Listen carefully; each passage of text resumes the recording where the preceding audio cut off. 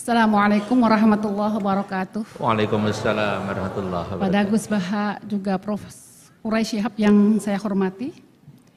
Perkenalkan saya Uswatun Hasanah dari Magelang, ibu rumah tangga biasa ya Pak ya. Alhamdulillah pada kesempatan ini saya bisa bertemu langsung dengan Gus Baha juga Quraisy Shihab ya. Profesor Quraisy Shihab. Nggak sia-sia tadi saya dari Magelang berangkat jam 7 sampai sini alhamdulillah nih. Syukur alhamdulillah saya bisa ada kesempatan tuh bertanya langsung ya. Langsung aja pertanyaan dua mau ketemu ya. Pertanyaan yang pertama, dalam Al-Quran itu ada kata-kata, ada ayat la yamassuhu illal mutahharun. La mutahharun di sini ada yang mengatakan suci tidak hanya hadas besar aja. Misalnya pegang Al-Quran. Loh, wes ngentot kok maca Quran, saya tegur gitu. Saya mesti ke suci artine ora popo, katanya gini lah. Ini apakah ini termasuk meneladani Rasulullah? Nah, ini pertanyaan saya ini yang pertama, apakah suci di sini harus hadas besar, hadas kecil, atau cukup hadas kecil aja gitu? Terus yang kedua, maaf ini ya, kebanyakan kan para kiai atau yang lain itu kan istrinya lebih dari satu.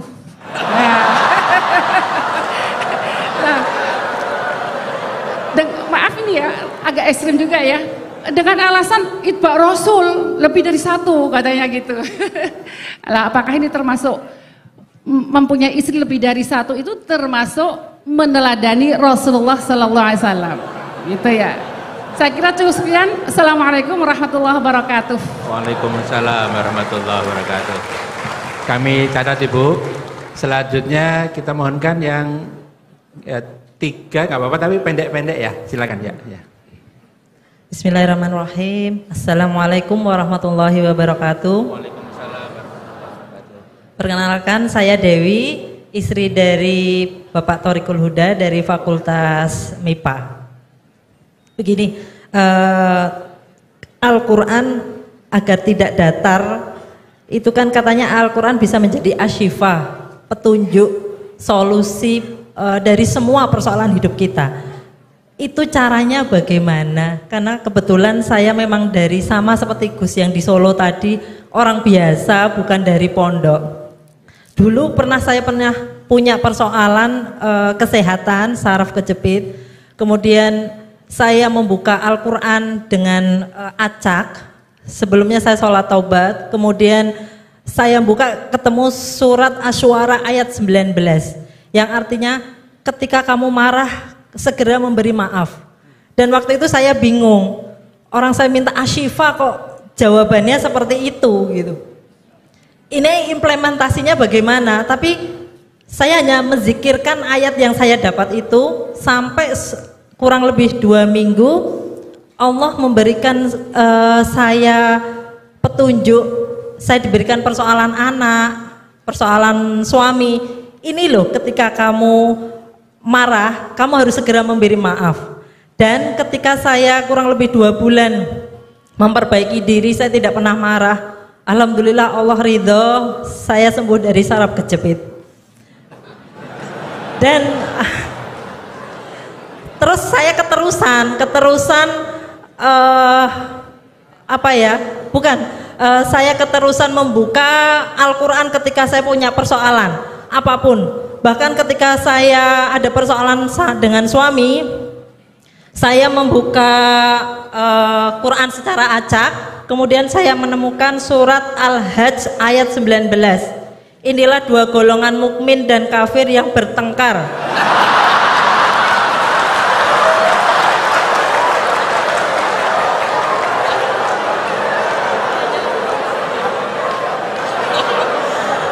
Saya lanjutkan ya. Mereka bertengkar tentang Tuhan mereka.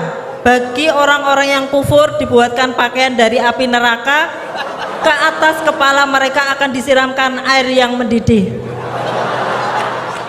Sewaktu saya dapat ayat itu tuh saya langsung makjleb gitu. Saya nangis, ya Allah, ini yang kafir siapa?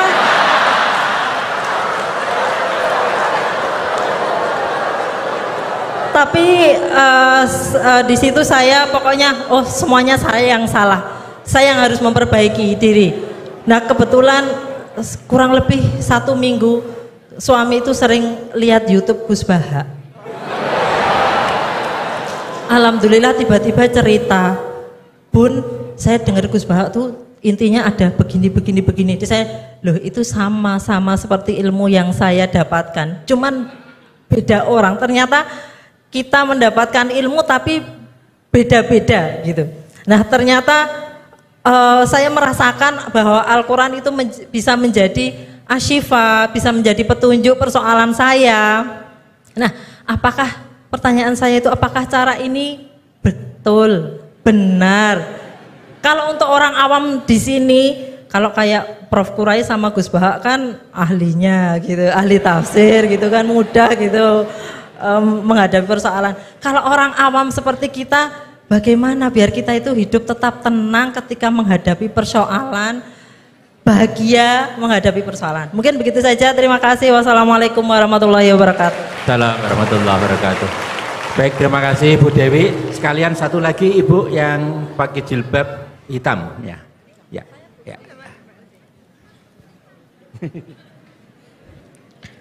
Bismillah. Assalamualaikum warahmatullahi wabarakatuh.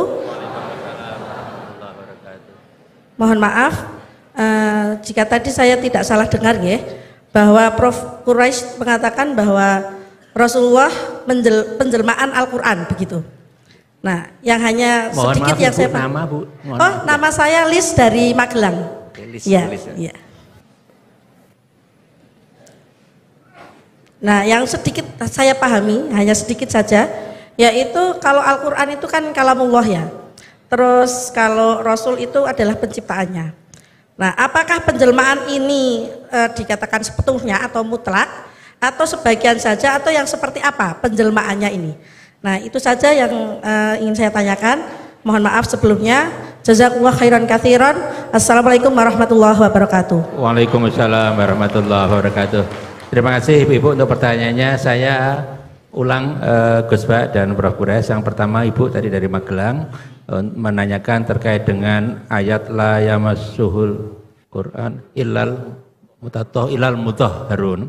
Kemudian yang kedua dengan argumen ittiba Rasul istrinya lebih dari satu. Itu gimana Gus tadi? Itu yang kedua. Apa ittiba Rasul itu seperti apa? Kira seperti itu. Kemudian yang dari Bu Dewi tadi terkait dengan apakah tafsir Al-Quran sebagai asyifa itu seperti apa? Kira-kira gitu. Kemudian yang ketiga terkait dengan tadi Rasul sebagai penjelmaan Al-Quran. Ya, penjelmaan ya tadi. Ya, kita mohonkan Prof. Quraisy atau Gus Baha dulu. Ya. Kedua. Ya, monggo. Ya. Ini jawab yang kok tadi kok tersangkanya hanya kiai, rata-rata kiai itu istrinya. itu selera lelaki bukan selera kiai itu.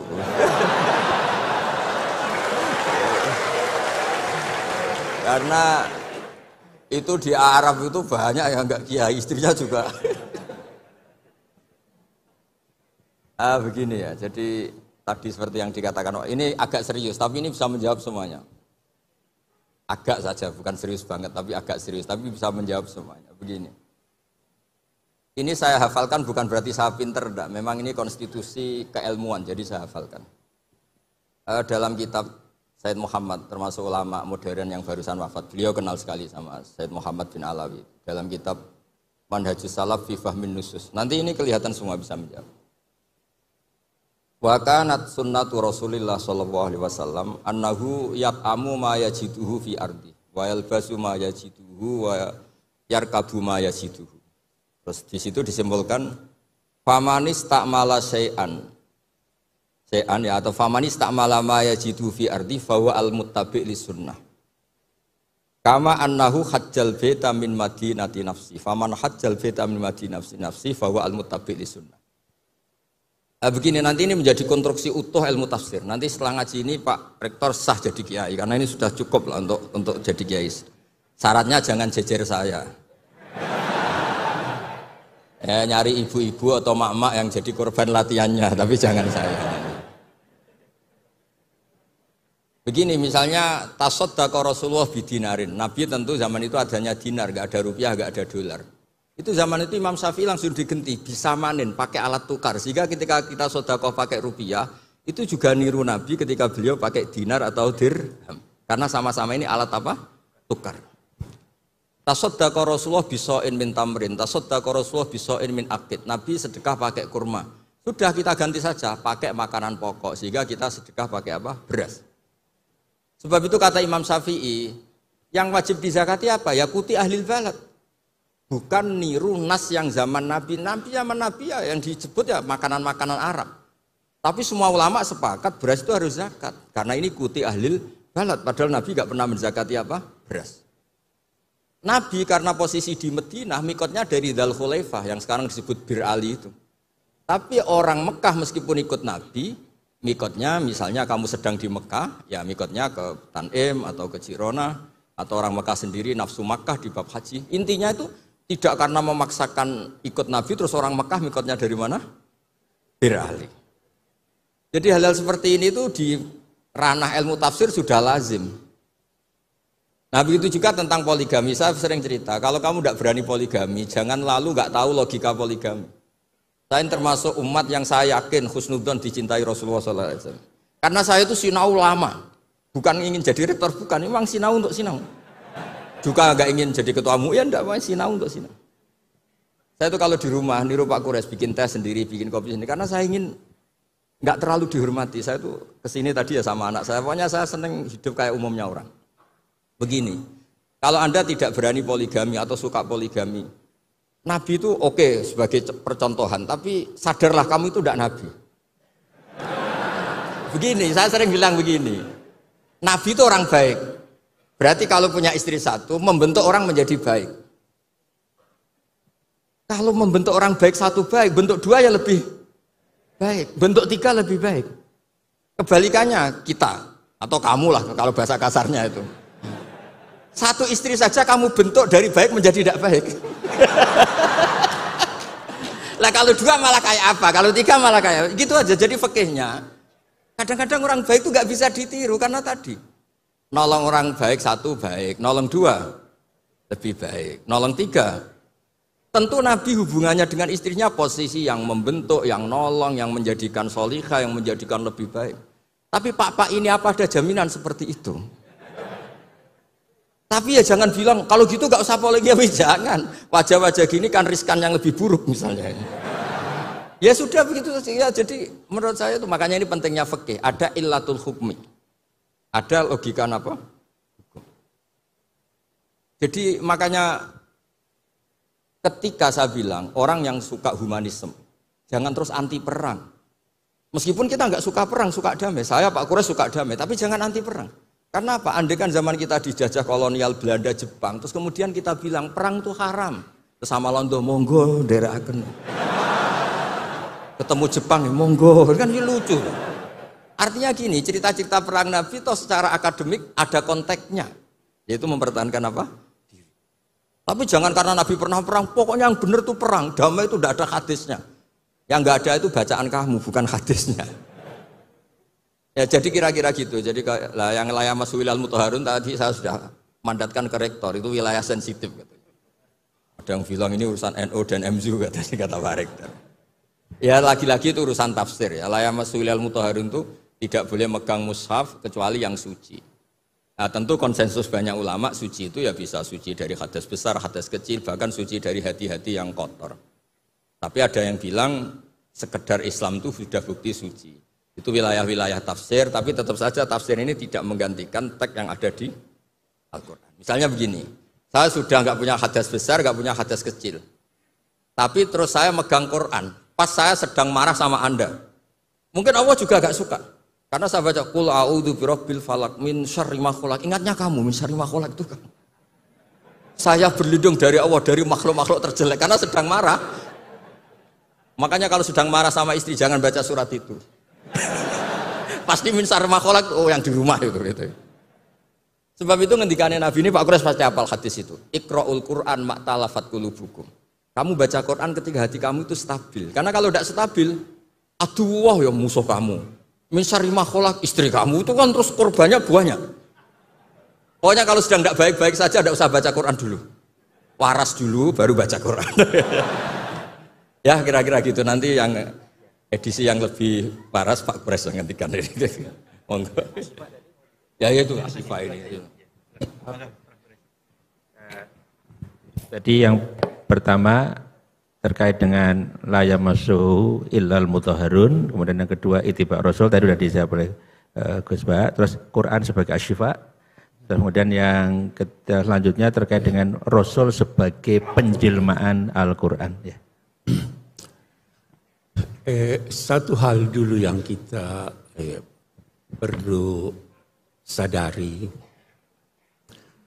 bahwa Al-Quran itu bisa mengandung banyak penafsiran.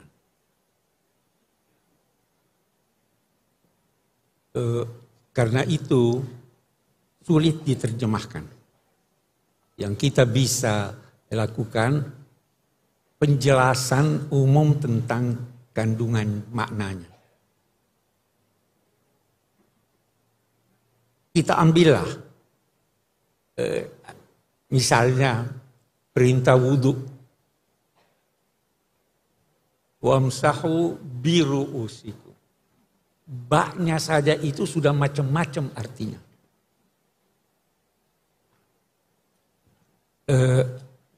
Demikian juga yang lain. La yamassuhu illal mutahharun, banyak pendapat. Boleh jadi apa yang saya anggap benar, Anda anggap tidak benar. Ya kan?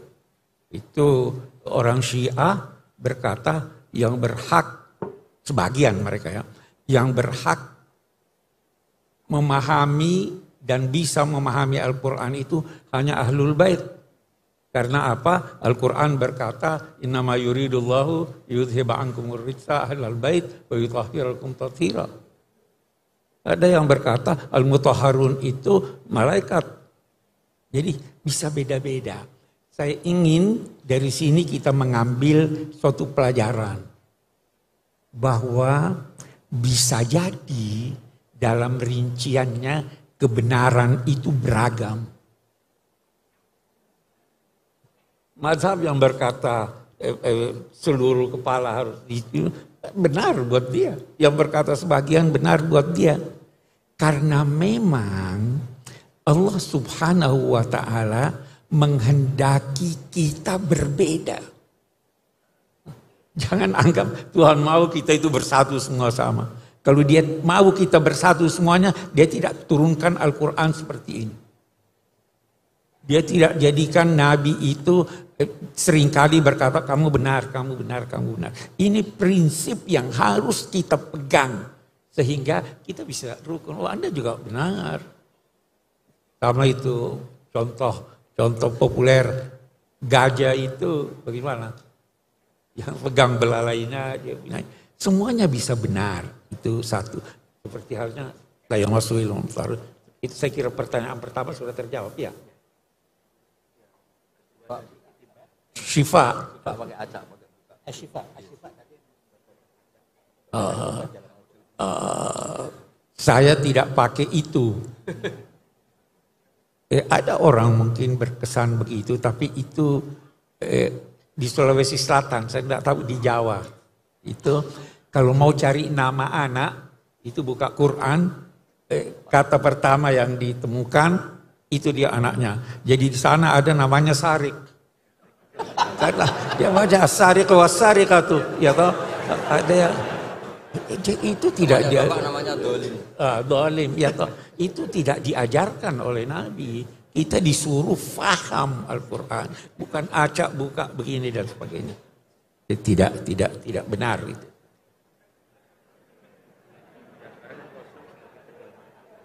Penjelmaan. Oh iya. Saya kira kembali seperti tadi. Kita ingin fahami Al-Quran, lalu kita wujudkan pemahaman itu dalam kegiatan kita sehari-hari. Itu namanya kita menjelmakan. Nah, dan karena kembali lagi, karena pemahaman bisa beda-beda, maka toleransilah orang yang berbeda. Kita bisa bicara banyak soal ini, tapi saya akan ambil secara singkat. Kita di Indonesia, kita beda-beda kan? Tapi ada yang mempersatukan kita. Lebih-lebih umat Islam, ada yang mempersatukan. Yang mempersatukan kita di Indonesia itu ketuhanan yang Maha Esa. Iya kan? Semua kita. Yang mempersatukan umat Islam itu tauhid. Kemarin saya ada hadir satu diskusi, ada yang berkata begini Gus Baha, yang tidak sholat itu kafir. Saya tanya dia, bagaimana caranya orang masuk Islam? Dia bilang 2 kalimat syahadat. Kalau seandainya dia ucapkan 2 kalimat syahadat setelah subuh jam 8 pagi, dia meninggal jam 11.30 sebelum zuhur, dia dinilai muslim atau tidak? Dia muslim.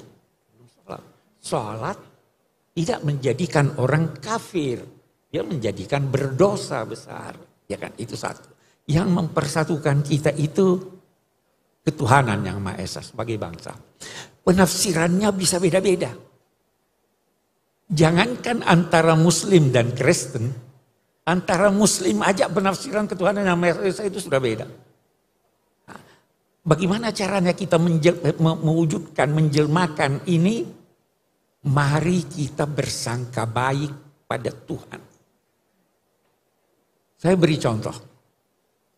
Saya mengundang 10 orang ke rumah saya. Saya kasih alamat. Silahkan datang jam 12 siang kita makan siang. Tibalah 3 orang sebelum jam 12. Welcome, ahlan wa sahlan. Tiba 5 orang terlambat. 2 orang tidak mau datang. Yang 5 orang yang terlambat ini sebenarnya dia mau datang tetapi terlambat sudah karena sesat jalan. Dia datang pada saya, apa saya tolak dia? Saya kata, sudah pergi. Atau saya kata, kenapa lambat? Saya mau datang Pak, saya tidak tahu jalannya kesesatan. Tidak mungkin saya tolak. Nah, begitu juga Tuhan menurut hemat saya. Kita, antara sama Muslim, boleh jadi kita salah jalan tuh. Orang Kristen juga, kita nilai salah jalan. Dia nilai kita salah jalan. Oke deh, tidak usah bertengkar. Kita nanti, Tuhan lebih tahu dari kita. Tuhan Maha Baik. Dia bisa memaafkan orang yang bersalah. Apalagi orang yang mau pergi tapi salah jalan. Itu titik temu kita. Itu salah satu bentuk dari penjelmaan kalimat tauhid itu. Kalau Anda mau bertengkar, Mu'tazilah dengan ini punya sifat atau tidak sifat, banyak sekali. Bisa salah, tapi Tuhan Maha Pengasih, Maha Penyayang. Jadi penjelmaannya seperti itu. Selama itu dimungkinkan oleh kata Al-Quran, oleh ayat Al-Quran, kita terima aja walaupun kita beda pendapat. Sebab kalau tidak, bertengkar tidak ada habisnya. Saya kira itu menyangkut penjelmaan. Baik, terima kasih Prof. Quraisy.